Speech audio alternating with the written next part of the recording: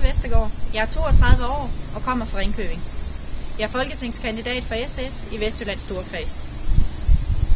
Under den borgerlige regering er uligheden steget.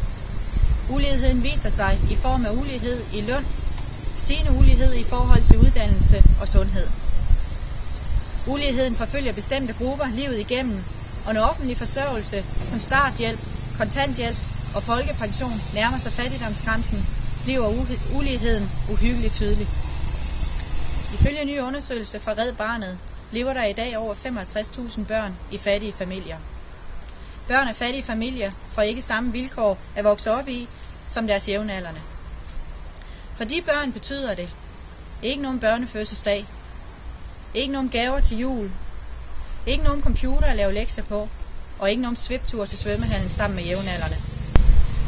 Det er en illusion, at nedsatte ydelser skaber flere jobs og flere i arbejde.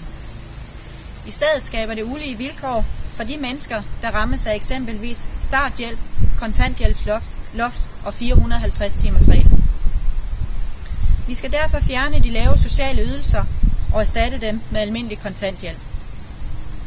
Vi skal have gjort op med fattigdommen herhjemme. Det er usolidarisk, og vi kan ikke leve med konsekvenserne af en stigende fattigdom. Det er imod alt det, jeg synes, vi i Danmark skal stå for. Hvis du er enig med mig, så synes jeg, at du skal sætte dit kryds ved Pia Vestergaard fra SF den 15. september. Tak.